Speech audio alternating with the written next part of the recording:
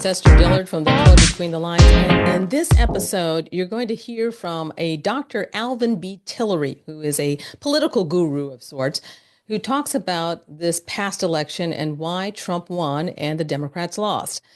I hope that you will enjoy this interview because I think it's very enlightening because it gives you a glimpse into some of the political ideas that are swirling around in today's atmosphere.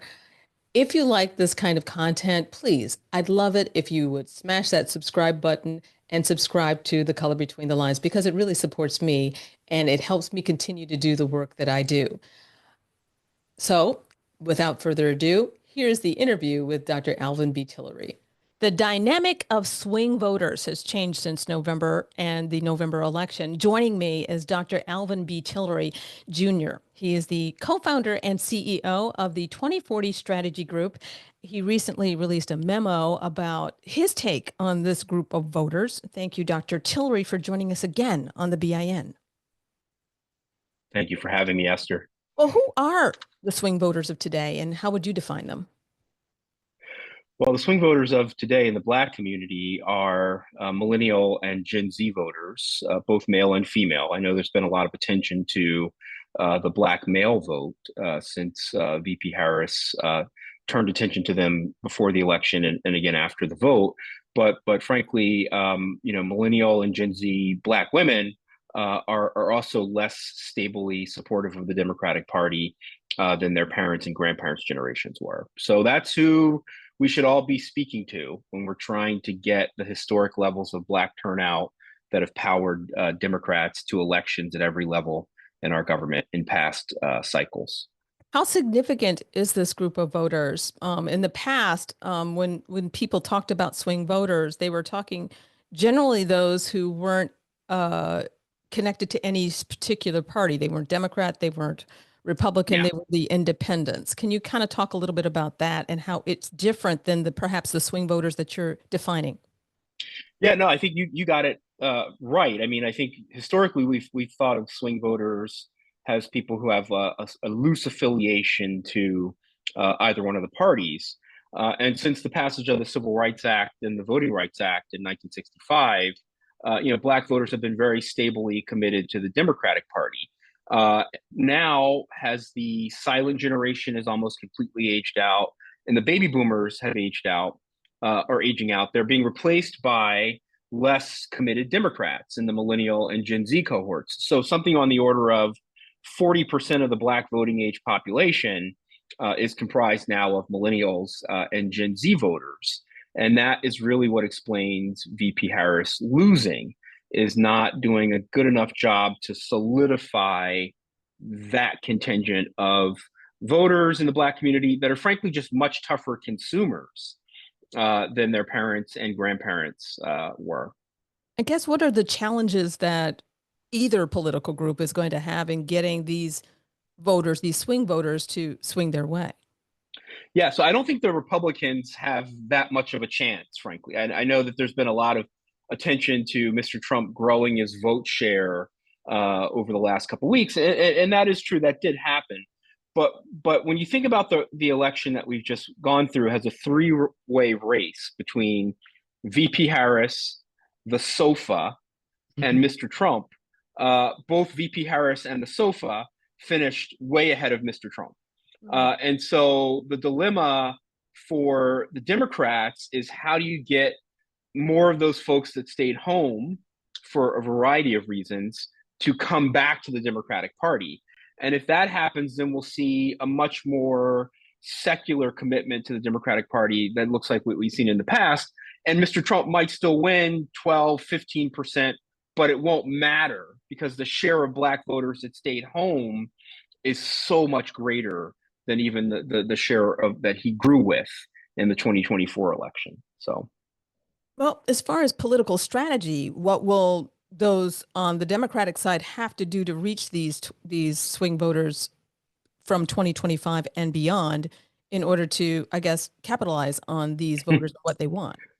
they're going to have to do something that the Democrats are not used to doing, which is treating Black voters with deference and respect like they treat, white swing voters.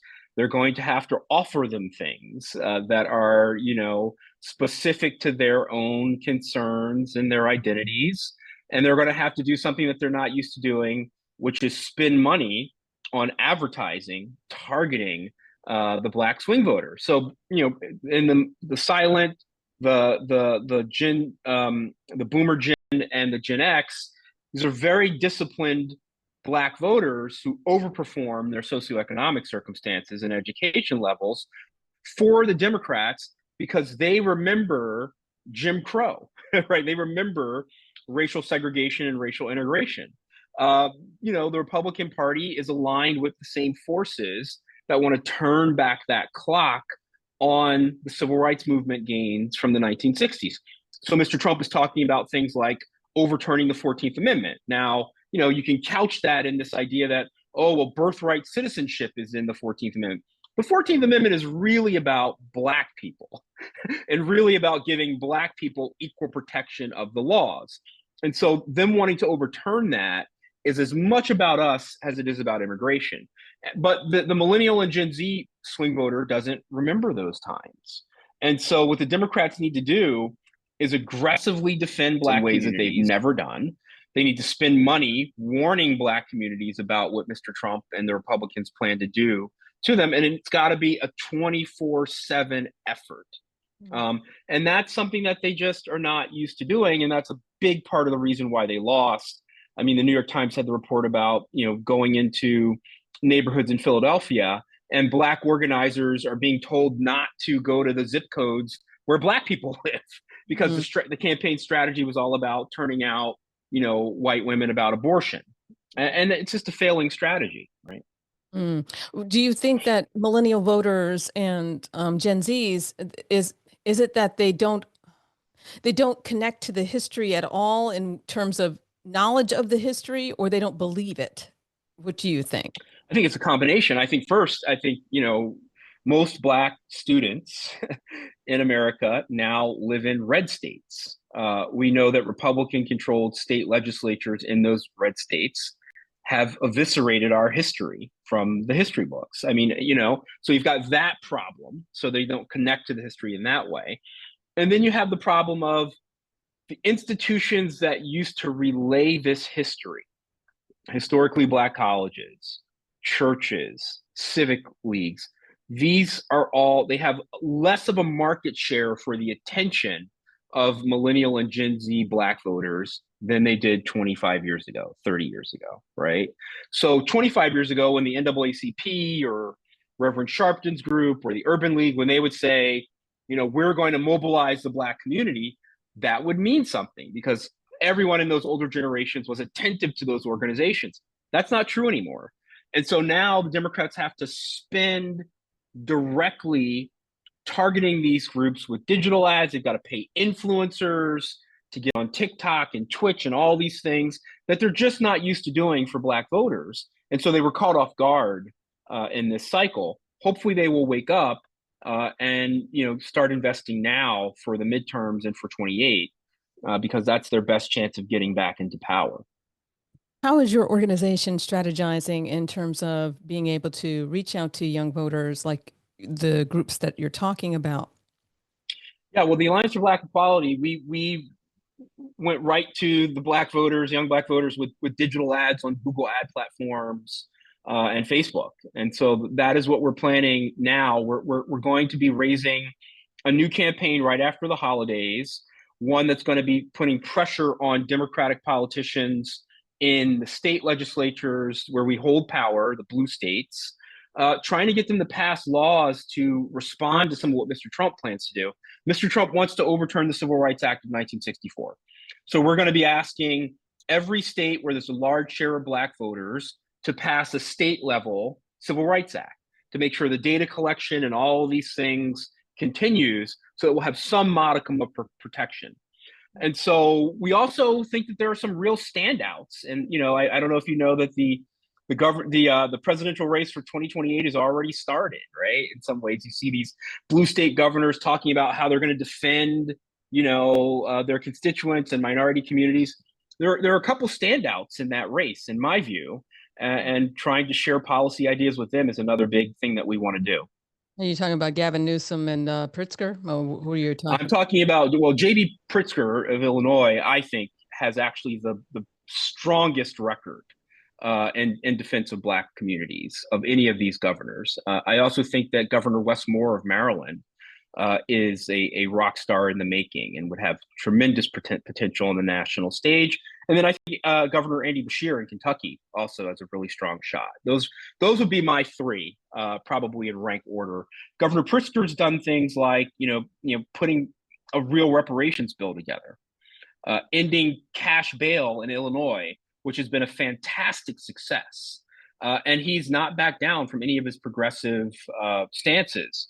These are the kinds of things that the millennial and Gen Z Black swing voter wants to see. They want to see more fight from the Democrats.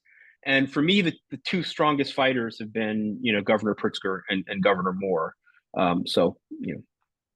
And last, I guess one of my last questions would be, in the past, many organizations have really put a lot of time and effort into boots on the ground and Mm-hmm, talking to people door to door and face to face, saying that those would make better connections than perhaps just the digital connections.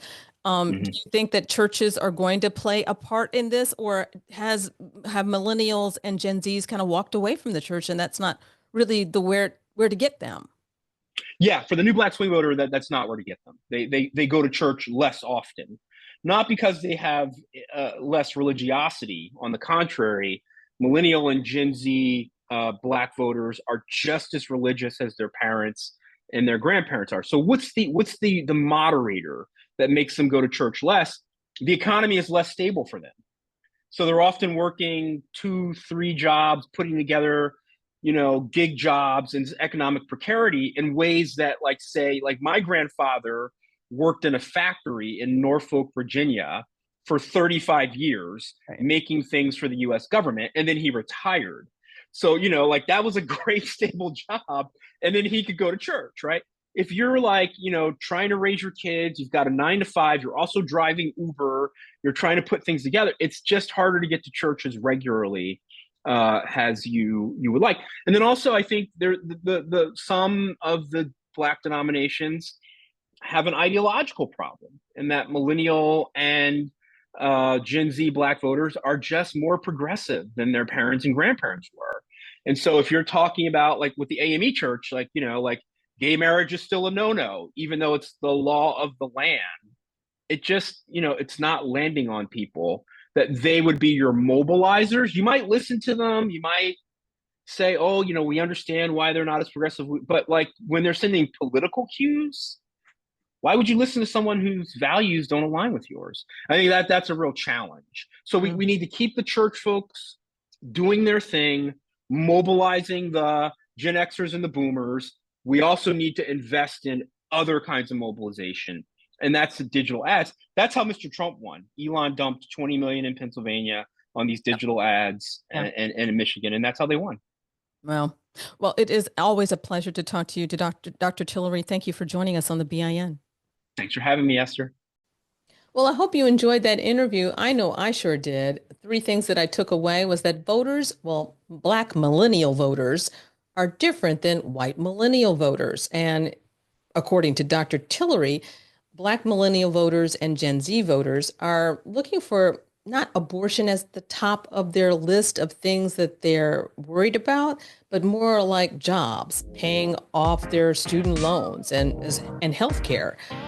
Number two, Democrats need to go to social media to try to reach those Black millennials and Black Gen Zers, because going to do the normal things, or I should say the traditional things that they used to do, which was boots on the ground, going to churches and going to those church meetings, that's not where you're going to find those millennials and Gen Zers. Not because they don't go to church, but because they don't go as often. And that's because they're usually doing 2 or 3 jobs to try to make ends meet. So that's one of the main reasons.